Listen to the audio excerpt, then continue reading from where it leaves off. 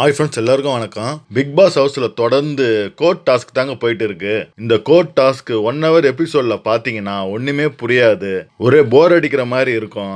இதுவே நீங்கள் 24x7 லைவ்ல பார்த்தீங்கன்னா இந்த டாஸ்க் உங்களுக்கு ரொம்ப பிடிச்சிடும். இந்த கோர்ட் டாஸ்க் ஒன்று 1 hourக்கு மேலே போகும். டீட்டெயிலாக எக்ஸ்பிளைன் பண்ணி காமெடி கலந்து வந்து நல்லா இருக்கும். இதில் அட்வொகேட்டாக வர வித்யாபதி என்ற விக்கல் சூப்பராக பேசுறாருங்க. நேற்று கூட எஃப்ஜேவை சூப்பராக பேசி காபந்து பண்ணியிருப்பாரு. இருந்தாலும் ஒரே கோர்ட் சீனை பார்த்து போர் அடிக்கிற மாதிரி தான் இருக்கு. வேற கண்டென்ட் ஒன்றும் அங்க கிடையாது. வீட்டுக்குள்ள ஏற்கனவே பேசி பஞ்சாயத்து பண்ண சம்பவங்களை எடுத்து கேஸா நடத்துறாங்க. அதை பார்க்கும்போது கொஞ்சம் போர் அடிக்க தான் தோணுது. அந்த வரிசையில பாத்தீங்கன்னா அரோராவும் பழைய சம்பவத்தை ஒண்ணு கிளறி கேஸா வந்து கொடுத்துருக்காங்க. என்ன கேஸ்ன்னு பாத்தீங்கன்னா, பாரு கமருதீனை காதலிகன்ற பேர்ல என்ன வந்து சும்மா நோண்டிட்டே இருக்காங்க. என்ன சும்மா அட்டாக் பண்ணி என்னை வீட்டை விட்டே துரத்தலான்னு பிளான் பண்ணி என்ன சும்மா வம்புக்கு இழுக்கிறாங்க. அது மட்டும் இல்ல, இவங்க 2 பேருக்கும் காதல் இருக்கா இல்லையான்னு கூட எனக்கு தெரியாது. இவங்க 2 பேர்கிட்டையும் போய் கேட்டா காதல் இருக்கா இல்லையான்னு அதுவும் சொல்ல மாட்டாங்க. கமருதீனை பொறுத்த வரைக்கும் பார்வை நான் லவ் பண்றேன்னு என்கிட்ட சொன்னதே இல்லை. ஸோ இதுக்கு ஒரு நியாயமான பதிலை எங்களுக்கு கொடுக்குவோம் அப்படின்ட்டு அரோரா ஒரு கேஸை கொடுத்துருக்காங்க. இதுக்கு லாயரா யாரை தேர்ந்தெடுத்துருக்காங்கன்னா நம்ம வித்யாபதி விக்கல்ஸை தான். எல்லாருமே விக்கல்ஸை தான் தேர்ந்தெடுக்கிறாங்க. விக்கல்ஸ் பார்த்தீங்கன்னா ப்ரொஃபஷனலா எல்லா கேஸையும் டீல் பண்றா போல.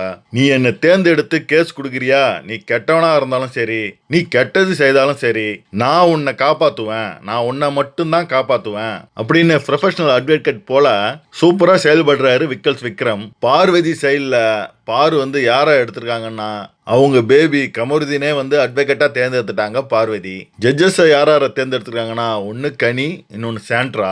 எதுக்கு இந்த கேஸ் அரோரா போட்டிருக்காங்கன்னே தெரியாது. என்ன பொறுத்த வரைக்கும் இந்த கேஸ் குப்பை கேஸ்.